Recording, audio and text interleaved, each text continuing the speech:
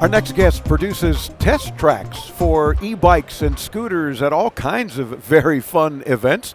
He is the event manager for electric bike events. How clever. Bill Sell. Bill, welcome back into Tomorrow. How are you? Doing great. It's great to see you. It's been so many years, but now we're finally back together again here. Exactly, and it's great to be seen.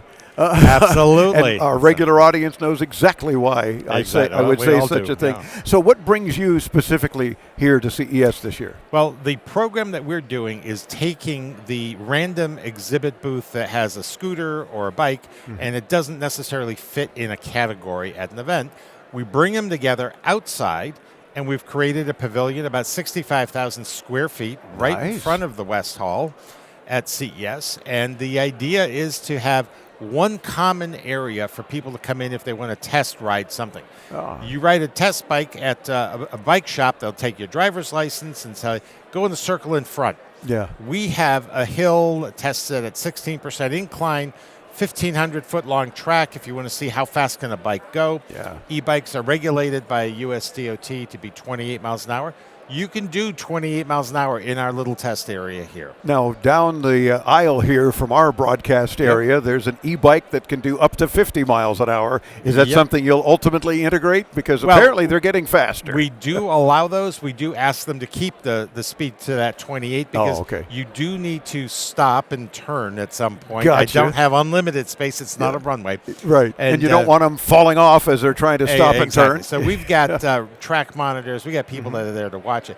But the big program that's worked out so well is that we actually do an RFID wristband for each attendee. We're going to ask you 10 demographic profile questions. We'll scan your CES badge and then ask you a little bit more. Dave, have you ever ridden an e-bike? If you do ride an e-bike, you ride it just casually or you go commute 30 miles a day? And then each of the bikes have an RFID tag. When you go onto the test track, we pair them. Good. And then that data is going to send a ping to that exhibitor's phone, and they can actually see, oh, Dave actually commutes with this bike. So when you come back from your test ride, they're ready to ask you some questions. They'll have a different attitude if you're a potential bike dealer or mom and pop who might casually look at one bike or somebody who's never ridden a bike before. So we set them up for success in that kind of an area and help the bike brands learn more about who their customers are. And I think, Bill, what's great is especially those who have never ridden an e-bike before, but they're showing interest, it gives these companies an opportunity to say we can get an absolutely new customer. And that's exactly what it is. We did some research, and of the 25,000 people we did research on, 54% never had been in a bike shop. Where else am I going to find out about it? If I go to Google, I can Google e-bike. I have no idea what I'm going to come up with, what the answers are. Is this good quality, bad quality? If I look at price, is a $10,000 bike really good? Can I get good quality at $1,000? Our test track, we have 180 different models between scooters and bikes and electric skateboards. And come in here and check them all out. And no judgment zone type of thing. Yeah, well, and that's very cool. I'm hearing in my head some of my audience saying, well, wait a minute, come on, aren't e-bikes kind of cheat bikes? You know, you don't have to pedal, you go uphill and you got a motor doing it and so forth, which, by the way, would be the way I would prefer to not have to pedal because then I'm winded and out of breath and it's like, forget it, I'm just heading back home. So cheat bikes, is that an issue? These are not really cheat bikes. Now, they're called pedelec.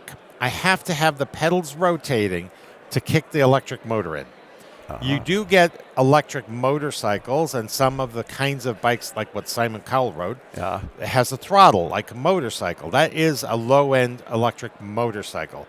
And our neighbor here is one of those. Gotcha. But now do the pedals have to continue to turn? The pedals have to turn just so little bit. Okay. And it'll give you some good motion. So if you put it into an eco mode, one revolution of the pedal will get you 3 or 4 pedals of actual energy work if you had really been pedaling.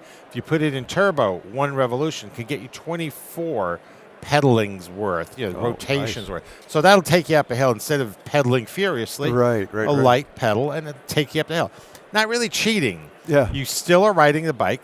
You still have to do some pedaling of that motion. Yeah. And you'll find many of these e-bike riders who feel a bum knee or a hip or something like that. That little extra assist just levels the thing. So it's not always feeling like you're going uphill. Yeah.